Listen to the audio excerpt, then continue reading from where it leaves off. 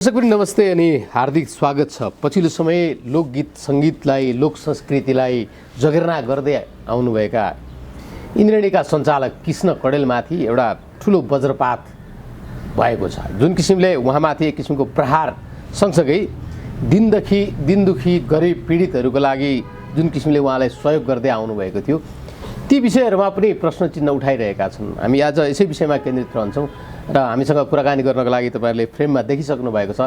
स्पष्ट वक्ता हुनुहुन्छ, अन्याय अत्याचारको विरुद्ध आफ्नो बुलन्द आवाज लिएर आइरहनुभएका पूर्व टिएसपी केपी शर्मा पन्थी हुनुहुन्छ। उहाँसँग कुराकानी जोड्दैछौँ। स्वागत छ यहाँलाई। धन्यवाद। जय जननी जय मातृभूमि। अब इन्द्रेणीको विषयलाई जुन किसिमले अहिले सामाजिक सञ्जालमा उचालिरहेको अवस्था छ, हुन त एक किसिमले गायिका पक्षहरू अथवा कामबाट निकालिएका व्यक्तिहरूले जुन किसिमको आरोप लगाए त्यसको खण्डन त लगभग कृष्ण कडेलजीले पत्रकार सम्मेलन गरेर गरिसक्नु भएको छ।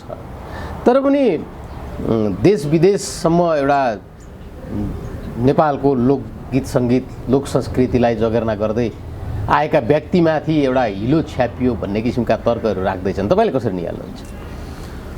यहाँको प्रश्नलाई सम्मान गर्दै म के भन्न चाहन्छु भन्दा अहिले हाम्रो देशमा विभिन्न चाहिँ भनौँ कालखण्डमा वर्तमान अवस्थामा पनि देशको अस्मिता अक्षुण्णता राष्ट्रियता राष्ट्रिय स्वाधीनता जाति धर्म संस्कृति वेशभूषा परम्परा इतिहास समेतलाई के छ भन्दा स्वदेश तथा बाह्य हस्तक्षेपबाट पनि के भन्दा भनौँ आक्रामक भएको अवस्था पनि एकातिर छ।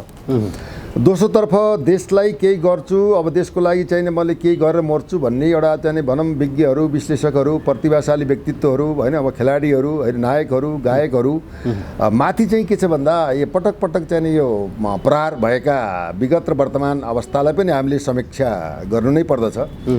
यसको विश्लेषण क्रममा वास्तवमा चाहिँ के भन्दा कृष्ण कडेलज्यूले इन्द्रेणी फाउन्डेसन, अब इन्द्रेणीका 7वटा रङ हुन्छन्, रङ्गी बिरङ्गी चाहिँ के भन्दा कलाकारहरूलाई प्रस्तुत गरेर देशको एउटा मौलिक चाहिँ झ्याउरे गीत होइन लोक सङ्गीतलाई चाहिँ बढाउने काममा उहाँको योगदान, उहाँको चाहिँ के भन्दाखेरि समर्पण, उहाँको त्याग तपस्या बलिदानलाई अवश्य पनि राष्ट्र तथा अन्तर्राष्ट्रिय जगतमा रहेका नागरिकहरूले सम्मान गरेको अवस्था पक्कै पनि हो र उहाँ सम्मानको पात्र पनि हुनुहुन्छ है। यस मानेमा हामीले चाहिँ के भन्दा उहाँलाई अपमान गर्न लागेको अवस्था पनि होइन। तथापि उहाँले चाहिँ के भन्दा दिन दुःख एउटा सैनिक जीवन निम्न स्तरको सैनिक जीवन बिताएर होइन सैनिक ब्यारेकबाट पनि लोक दोहोरी यो सांस्कृतिक कलालाई पस्केर सबैलाई मनोरञ्जन दिएर देशको कला धर्म संस्कृति र पहिचानलाई एउटा बचाउनको लागि अगाडि बढेको योद्धा पनि हो है। तथापि चाहिँ के त भन्दाखेरि उहाँले रेडियो नेपालदेखि लिएर सबै ठाउँमा चाहिँ गीत गाउँदा गाउँदै उहाँले एउटा इन्द्रेणी फाउन्डेसन चाहिँ खोलेर होइन देशका दूर दराजमा रहेका प्रतिभाशाली बालबालिकाहरूलाई होइन फाउन्डेसनमा ल्याएर आफ्नो कला गला प्रतिभा होइन विज्ञता क्षमता योग्यता दक्षतालाई चाहिँ के भन्दा प्रस्फुटित गरेर एउटा व्यक्तित्व निर्माण गर्नको लागि राष्ट्रको चाहिँ संस्कृति र धरोहरलाई बचाउनको लागि उहाँले गरेका योगदान र उहाँले गरेको चाहिँ कामप्रति उहाँलाई उच्च सम्मान नदिइरहन सकिँदैन। उहाँले त्यति मात्र नभएर अब दृष्टिविहीनदेखि लिएर अपाङ्ग दुखी होइन दीन दुखीहरू उपचारमा रहेका क्यान्सर पीडितहरूदेखि लिएर अब भूकम्पमा चाहिँ के भन्दा घरबारविहीन भएका व्यक्तिहरूलाई नानो छानो समेतका मेडिकल उपचारका कुराहरू कपडा लत्ता कपडाका कुराहरू अनेक कुराहरूमा उहाँको चाहिँ एक प्रकारको चाहिँ कृष्ण भगवानकै रूपमा एउटा मानेको अवस्था पनि विद्यमान हो। त्यो मानेमा हामीले सम्मान गर्न चाहन्छौँ। तथापि के हुन्छ भन्दाखेरि अब चन्द्रमामा पनि गरण लागेको अवस्था हुन्छ, सूर्यमा पनि गरण लाग्छ होइन। देशका ठुल्ठुला विभूतिहरूमाथि पनि अब विल क्लिन्टन अब अमेरिकी राष्ट्रपतिमाथि पनि अब महिलाको आरोप लागेको अवस्था पनि थियो। महात्मा गान्धी पनि अछुता थिएनन्, भगवान बुद्ध पनि अछुतो रहेनन्। उनले बौद्धत्व प्राप्त गरिसकेपछि पनि भनौँ महिलाको आरोप आएको अवस्था भयो। यसै क्रममा चाहिँ अब तपाईँको चाहिँ एउटा विश्व शान्ति वसुदैव कुटुम्बकम शान्ति का जीवात्मालाई हत्या हिंसा गर्नु हुँदैन भनेर एउटा मैत्री चाहिँ बौद्ध मैत्री सङ्गठन खोलेर विश्वमा प्रचार भएका चाहिँ अब तपस्वी रामबहादुर बन्जन पनि यस्तै काल प्रकारले चाहिँ यसले जेलमा भएको अवस्था पनि छ। मानहानिको सम्बन्धमा रवि लामिछानेलाई पनि पटक पटक केही काम गर्छ कि भन्ने केटाले भन्ने हिसाब किताबमा अब विभिन्न खालको काण्ड तण्ड मचाएर अहिले फेरि सहकारीकोमा चाहिँ भनौँ न प्रकरणमा गएको अवस्था र उनले पनि चाहिँ कान्तिपुर मिडियालाई मानहानिको मुद्दा हालेको अवस्था पनि विद्यमान छ। यसैमा पनि उहाँले मप्रति चरित्र हत्या भयो भनेर चाहिँ 5 जनाको विरुद्धमा उहाँले चाहिँ के भन्दा जिल्ला अदालतमा मानहानिको मुद्दा राखेको अवस्था पनि छ। कानुनी उपचारमा जानु राम्रो पक्ष पनि हो। तथापि यहाँ प्रश्न के रह्यो भन्दाखेरि अब तपाईँको चाहिँ नि आफ्नो घरभित्र रहेको समस्यालाई अब समाधान गर्न नसक्ने चाहिँ कुराहरू र चाहिँ के भन्दा शर्मिला श्रेष्ठ लगायतका चाहिँ 5 जना व्यक्तिहरूले अब जुन त्यहाँ 17औं वर्षदेखि काम गरेर आएको चाहिँ व्यक्तिहरूलाई अल अफ सर्टेन निष्कासन गरिएको अवस्थामा एउटा आक्रोशको चाहिँ उपज हो भन्ने पनि एकातर्फ लाग्छ भने एउटा चेलीले चाहिँ के भन्दा आफ्नो चरित्र नै चाहिँ एउटा दाउमा राखेर एउटा चाहिँ के भन्दा मिडियाबाट चाहिँ नि आफू रोएर चिच्चाएर होइन अथवा मलाई अब एउटा अदालत सामाजिक सञ्जाल तपाईँहरू जस्ता मिडिया जगतलाई एउटा प्रचार प्रसार मलाई अन्याय भएको छ भनेर जनमानसमा आफ्नो पीडा पोखेको यथार्थलाई पनि हामीले नकार्न चाहिँ मिल्दैन हेर्नुहोस् होइन। तथापि चाहिँ के भन्दा उहाँकै भर्सनमा हामीले त कुनै उब्जाउ गरेको कुरा हो भन्दा हेर्दै हेर्दै जाने हो भन्ने त आफू जन्मिएको ठाउँ पनि देखिन्छ भन्छ हेर्नुहोस् है। त्यो हुनाले के छ भन्दाखेरि वास्तवमा चाहिँ ती चाहिँ चेलीको रोदन एउटा पढेको एजुकेटेड मास्टर डिग्री भएको व्यक्तिले 17 वर्षसम्म यो चाहिँ फाउन्डेसनलाई कृष्ण कणेलजीको इन्द्रेणी फाउन्डेसनलाई लोक गीतबाट समाजमा चाहिँ एउटा धर्म संस्कृति परम्परा इतिहास र चाहिँ यसलाई बरकरार गरेर अगाडि बढेको एउटा योग्य विज्ञ क्षमतावान चेलीले यसरी चाहिँ अब मिडियामा आएर कुरा गर्दा केही न केही अब एक आपसी त्रुटि भएको अनुभूति त पक्कै पनि हुन्छ। जस्तो नि हामीले उहाँहरूले हुन त सुरुवाती चरणमा लाइभ बस्नुभयो, जतिजना निष्कासनमा पर्नु भएको थियो उहाँहरूको कुरा सुन्दाखेरि पछि एउटा सेक्सुअल ह्यारेसमेन्टका कुराहरू आए। अब सँगसँगै आफ्नै भनौँ न ड्राइभरको श्रीमतीले लगाएको आरोप हेर्दाखेरि तेल लगाइदिए भन्ने यस्ता अलिकति नीच शब्दहरू लिएर सामाजिक सञ्जालमा आइरहँदा नि यदि सेक्सुअल ह्यारेसमेन्ट भएको थियो भने कानुनी पाटोमा गएर कृष्ण कणेललाई कारबाही गराउनेतर्फ जानु पर्थ्यो जस्तो लाग्छ मलाई। तर उहाँहरू मिडियामा आएर यसरी बोल्नुको पछाडि चाहिँ खास के होला? जस्तो कि त्यहाँ कति कुराहरू हेर्दाखेरि पैसाको पछाडि पो लाग्या हो कि यसरी गर्दाखेरि भनौँ न एउटा कृष्ण कणेलले पैसा पो दिन्छ कि भन्ने किसिमको तर्क देखिँदैन। के खोज्या हुन् खासमा उनीहरूले?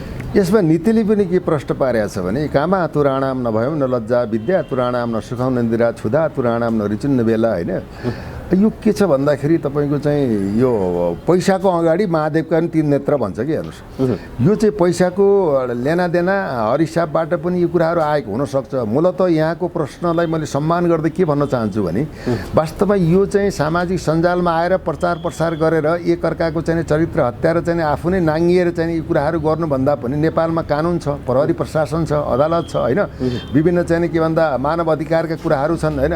चेलीबेटी को चाहिँ सुरक्षा संरक्षण हेर्ने पनि विभिन्न खालका निकायहरू छन्। बाल मन्त्रालय पनि छ, नारी होइन महिला मन्त्रालय पनि छ। यावत कुराहरूमा त्यो मन्त्रालय भन्दा पनि वास्तवमा यो कुरालाई यसरी चाहिँ मिडियामा आएर छरपष्ट पार्नुभन्दा पनि उहाँले चाहिँ कानुन रूपमा आफूलाई परेको जाहेरी प्रमाणसहित के भन्दाखेरि यो चाहिँ अब उहाँले के त भन्दा एउटा चाहिँ लेनदेनका कुरा भन्दा पनि यो के भन्दा फौजदारी अभियोगमा उहाँका अभिव्यक्तिहरू उहाँले भनेका कुराहरू फौजदारी अभियोगको आचार संहिता अन्तर्गत पर्दछ।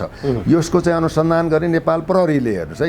यसमा किन गर्ने भन्दाखेरि जस्तै भनौँ सेक्सुअल हेरेसमेन्टका कुराहरू होइन, यौनजन्य हिंसाका कुराहरू, कुटपिटका कुराहरू, मानसिक यातनाका कुराहरू, नारी चाहिँ के भन्दा भनौँ अब नारी हिंसाका कुराहरू होइन आइसकेपछि मलाई यस्तो यस्तो भयो भन्ने कुराहरूमा प्रमाणसहित अदालतमा अथवा प्रहरीमा गएर उजुरी दिएर अनुसन्धान गरेर चाहिँ यसलाई जो दोषी छ दोषी उप कारबाही हुने एउटा पाटोलाई नै पहिला रोज्नु पर्ने थियो होइन। वास्तवमा के भने यस्ता कुराहरूलाई समाजमा हामीले पनि एउटा अनुभवीको हिसाब किताबले विश्लेषण गर्दा आफैलाई पनि लज्जाबोध हुन्छ क्या। समाज कता गइरहेछ, यो समाजमा चाहिँ यो समाजको अधोगति किन भइरहेछ, समाज समृद्ध समाज किन हुन सक्दैन, अनुशासित मर्यादित किन हुन सक्दैन, यो देशमा चाहिँ के भन्दाखेरि कानुन हराएकी अवस्था हो, यो छाडा प्रवृत्तिले गर्दा यो सामाजिक चाहिँ यो दिशा कता जाला भन्ने कुरामा हामी चिन्तनशील हुनुपर्ने अवस्था आयो।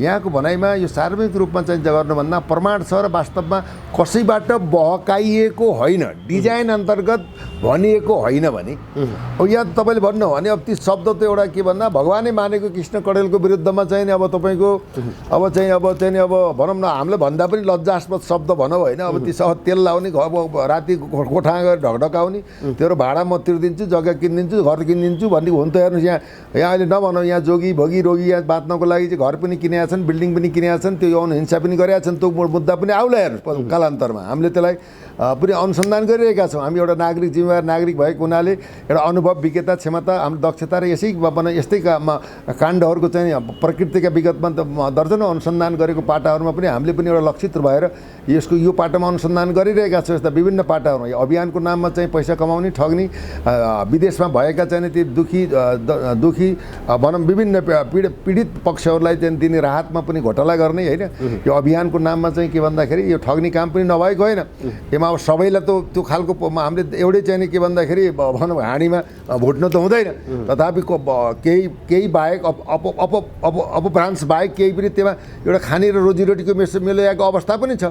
यसमा अब कृष्ण कणेलज्यूले स्वयं 3-4 करोड चाहिँ मेरो चाहिँ ठाउँमा छ भन्ने कुराहरू पनि आए। गाडी घोडा, अब घर बिल्डिङ यावत कुराहरू होला। त्यसमा चाहिँ अब त्यो फाउन्डेसन बनेकोमा पनि त्यहाँ पनि करोडौँ लगानी भएको अवस्था पनि छ। त्यो ठिक छ, कसैले दिएर पारदर्शिता, आर्थिक पारदर्शितामा अगाडि बढ्नु भएको छ। यो कुराहरू चाहिँ षड्यन्त्रपूर्वक आएका हुन्, कृष्ण कणेललाई बदनाम गर्न खोजिएको हो भने उहाँले प्रतिवाद गर्नु नै पर्दछ। तर प्रश्न के रहन्छ भने अब मेनली चाहिँ के भन्दा प्रमाण नै यस्तो चिज हो जसले चाहिँ के भन्दाखेरि जति सत्य भए पनि प्रमाणले घेरेपछि चाहिँ त्यो दोषी ठहर हुनसक्छ। अब अहिले त के भन्दा अब त्यो महिला नै एउटा प्रमाणको रूपमा रोएर आएको अवस्था छ। उनलाई कसैमा बहकाएर अथवा कृष्ण कणेललाई चाहिँ के भन्दा बदनाम गर्नको लागि एउटा गिरोह षड्यन्त्र विभिन्न खालको चाहिँ नि परिस्थिति जन्माएर उहाँलाई बोल्न लगाइएको डिजाइनमा भने त्यो गलत हो होइन। तर एउटा चाहिँ नारीको चाहिँ के आँखाबाट चाहिँ एउटा के हुन्छ भन्दा केही न केही पीडा नभइकन आँसु झर्दैन मेरो विचारमा हेर्नुहोस्। अब हामीले पनि एउटा अनुभवी र एउटा चाहिँ एउटा अनुसन्धानको चाहिँ केही पाटाहरूमा ज्ञान राख्ने भएको हुनाले मैले पनि फेसली स्टडी गरेका थिएँ। त्यहाँ ती 4-5जनालाई फेसली स्टडी गर्दा कहीँ न कहीँ के भन्दा पीडा छ भन्ने कुरो मैले इन्टरनल इन्भेस्टिगेसन र उहाँहरूको चाहिँ फेस रिडिङबाट केही न केही पाएको कुरा हो। दाग में तो कुछ काला है। तथापि चाहिँ अब के हो भन्दा यसमा एउटा प्रश्न के जन्म्यो भन्दा अब घरको व्यवस्थापन गर्ने एउटा गार्जियनको रूपमा रहेको करोडौँ पैसा त्यत्रो उरेछ भने उहाँलाई व्यवस्थापन गरेर उहाँहरूलाई भनेका कुराहरूलाई सम्मान गरेर चाहिँ आफ्नो परिवारलाई फुटाएर चाहिँ के भन्दा परिवारभित्र नै चाहिँ दुश्मनी पलाए जस्तो भयो नि त। उहाँको यो त 3 वर्षको घटनाहरू उहाँले पत्रकार जस्तो अब धेरै लामो समयको यो घटना जस्तो छ होइन हेर्दाखेरि। अब उनी एक त एजुकेटेड पनि छिन्। यदि उनीमाथि त्यस्तो सेक्सुअल हेरेसमेन्टका कुराहरू भइदिएको भए त्यतिखेरै नै उनले कुरा अगाडि लिएर आउनु पर्थ्यो। यतिन्जेल चाहिँ किन चुप लागिन् भनेको जस्तो अब त्यहाँ बसिन्जेल काम गरिन्जेल सबै कुरा पुगेकै थियो भन्ने हिसाबले चुप लाग्या हो कि अब काम छोडिसकेपछि त्यो कुरा निकाल्नु पर्ने किन चाहिँ हो? यसमा यस्तो छ नि तपाईँको के भन्दा जसले पनि त्यही भन्छ जब मलाई कुनै पीडा हुन्छ कसैबाट चाहिँ प्रताडित गरिन्छ भने ममाथि केही हिंसा हुन्छ भने 10 वर्षपछि यस्तो भएको थियो 3 वर्षपछि यस्तो भएको थियो भन्नु अब त्यो के भन्दा सबैको क्वेसनको विषय हो। अब विगतमा पनि तपाईँको सन्दीप लामिछानेका कुरा हेर्नु, पल्साका कुरा हेर्नुहोस् होइन।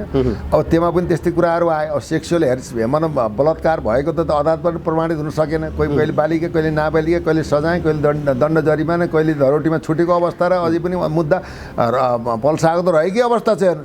त्यो हुनाले यसमा के छ भन्दा यो जुन चाहिँ सेक्सुअल हेरेसमेन्टका कुराहरू हुन्छन् अथवा बलात्कारका कुरा हुन्छन् यसको कुनै हदम्याद हुँदैन।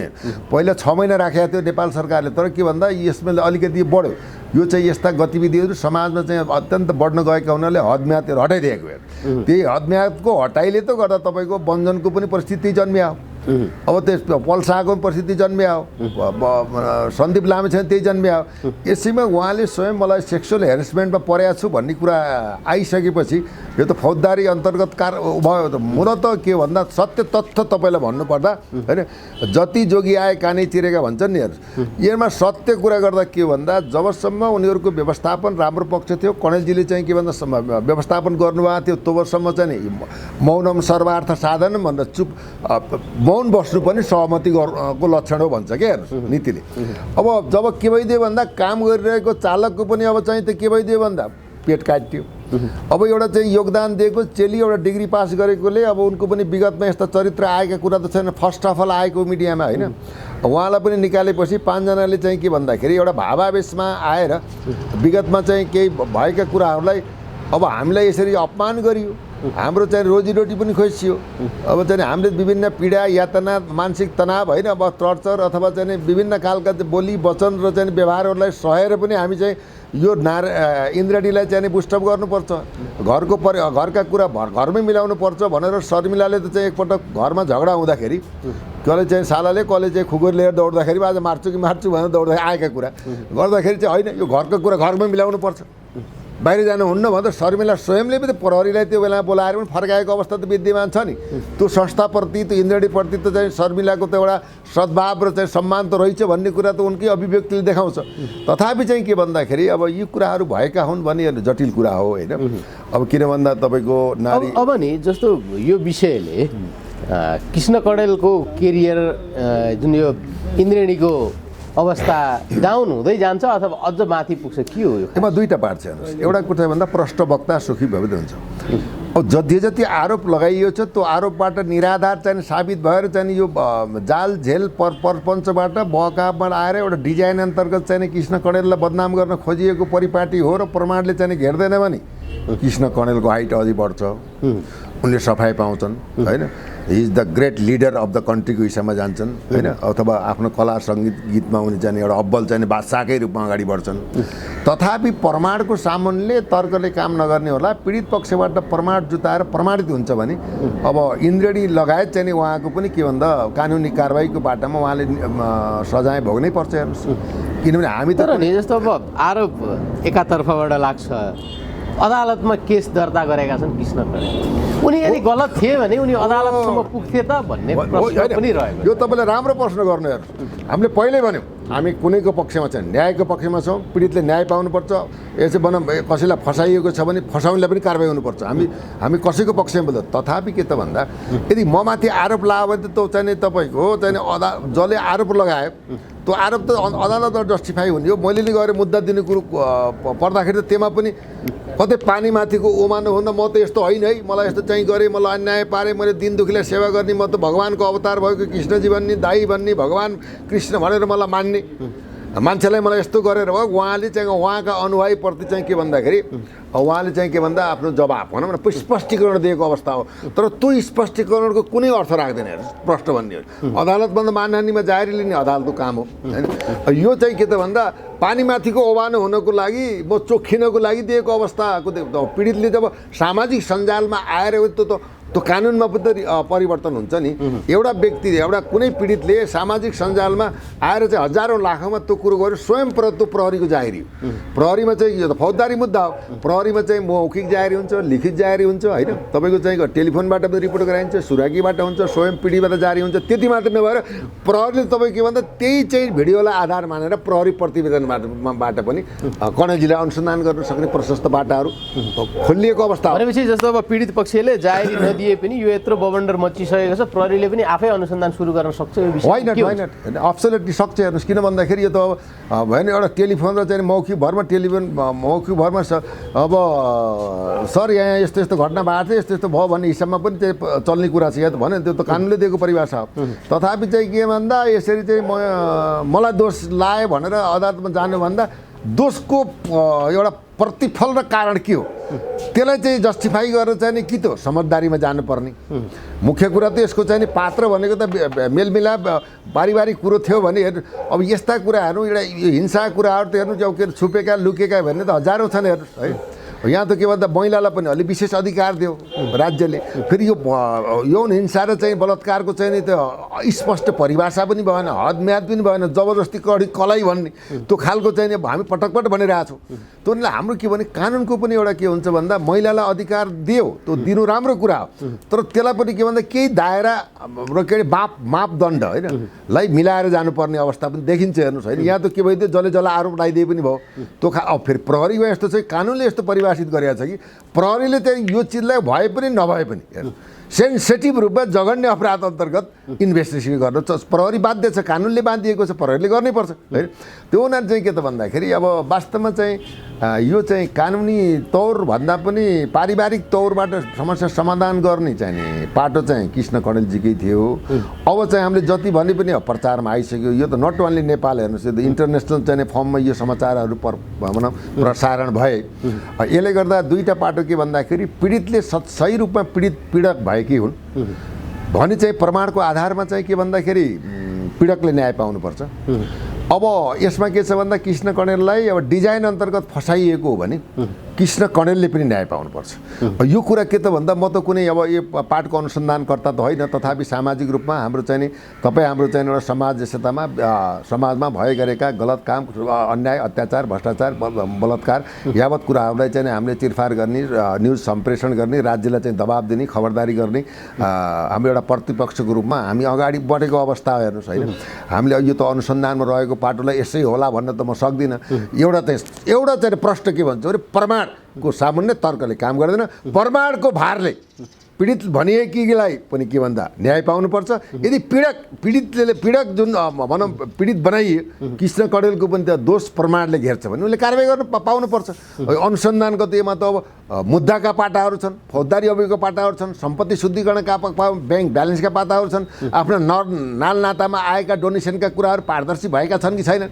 तपाईँले हेर्नु विनोद राणाभाटको चाहिँ उहाँ जेलमा जाने बेला यहाँ चाहिँ अभियानबाट चाहिँ 1,21,00,000 उठ्यो। त्यो कता पछि त्यत्तिकै चाहिँ कता दुवैबाट जेलबाट छोड्यो। त्यत्रो चाहिँ मनका धनीहरूले जम्मा गरे पैसा कता गयो के गयो त्यसमा पनि विवाद आएको नि त। तर के भन्दा मानव सेवा गर्नु धर्म हो। सचिन परियारको पनि हेर्नुहुन्छ भने त्यो बच्चालाई ढाल बनाएर दुनियाँ लुट्ने काम भएको छ। विगतमा तपाईँ चाहिँ नाम नल्याउ, घरै किने, गाडी किने, जग्गा किने, त्यो त हामीसँग छ नि त प्रमाणहरू। त्यो के अरे एउटालाई महरा बनाएर कसैले चाहिँ के भन्दा कसैको भनौँ चारित्रिक हत्या चाहिँ गर्नु हुँदैन। मानव सेवा नै ठुलो धर्म हो। परोपकार पुण्याय पापाय परपीडन भन्छ। यो धर्म मानव सेवाभन्दा ठुलो धर्म केही पनि होइन। अति डोनेसन दाताहरूले दिएको चिज ठाउँमा पुगेको छैन, कसलाई किन कहाँ कसरी दिए भन्ने कुराहरू जस्टिफाई हुनु पर्यो। यसमा चाहिँ कृष्ण कणेलले पारदर्शी तरिकाले फाइनेन्सियल चाहिँ कुराहरूलाई पनि पारदर्शी गर्नु पर्यो। अब कुरो आइसकेपछि त अब अल छोडिएपछि क्वेसन आइसकेपछि एन्सर त दिनु पर्यो नि त। जस्तो यतिखेर नि सञ्जालमा हामी अन्तिममा पनि छौँ। यो एकपल्ट काजु काण्ड त्यसरी नै चम्क्यो होइन। अब अहिले तेल काण्डको कुरा ल्याए। यो तेल काण्ड अब भनौँ न एक किसिमले कृष्ण कणेलमाथि दाग त लाग्यो नि, यो मेटिएला? यस्तो हेर्नुहोस् के छ भन्दा कुनै चाहिँ एउटा चाहिँ नि भनौँ एउटा विवादास्पद नभएको नारीबाट चाहिँ नि मलाई चाहिँ पुरा शरीरमा तेल लगाइदियो, तिमीले तेल लगाएपछि बडा आनन्द आउँछ, मैले भाडासाडा पनि तिर्दिन्छु भनेर राति गएर चाहिँ नि अब कोठा ढकढकाउनुका कुराहरूले त चाहिँ के भन्दा कृष्ण कणेललाई जतिसुकै हामीले छेक्न खोजे पनि अब कानुनी दायरामा र उनले आएका कुराहरूलाई पुष्टि अथवा चाहिँ समर्थन वा चाहिँ भोग्न त पर्छ नै। हेर्नुहोस् किनभने यदि चाहिँ गलत आरोप लगाइयो भने उनलाई दोषी होइन भने यो त ठुलो आरोप हो नि। हेर्नुहोस् अब त्यहाँ सेक्सुअल हेरेसमेन्टको कुरा आए त छोडिदिनुहोस् अरू कुराहरू, यो त चाहिँ जघन्य अपराधको कुराहरू आए। पैसा सैसाको कुरा छोड्नुहोस्, किनभने महिलाप्रति लक्षित गरी ती महिला जुन आए ती महिला कुनै विवादास्पद महिला पनि होइन, फर्स्ट अफ अल चाहिँ एउटा मिडियामा आएको अवस्था पनि हो नि। चेलीहरूप्रति यस्तो खालको चाहिँ एउटा सम्मानित व्यक्तित्वले विश्वले चिनेको, देशले मानेको नेपालको मौलिक कलालाई, झ्याउरे गीतलाई अगाडि बढाएर देशको धर्म संस्कृति र पहिचानलाई पनि टेवा दिएको व्यक्तित्व र नेतृत्वमाथि यस्ता प्रश्न आइयो भने त प्रतिवाद त गर्नै पर्छ। यसमा त हामी पक्ष र विपक्ष छैन, दोषी उपर कारबाही हुनुपर्छ। तर प्रश्न यहाँ छ, यदि 100 जना अपराधी छुटुन् तर एउटा निरपराधी व्यक्ति कानुनी कठघरामा जानु हुँदैन भन्ने चाहिँ नेसनल तथा इन्टरनेसनल लले पनि के भन्दा डिफाइनेसन गरेको अवस्था पनि हो। यहाँको अमूल्य समय संवादको लागि धेरै धेरै धन्यवाद। धन्यवाद। जय जननी जय मातृ।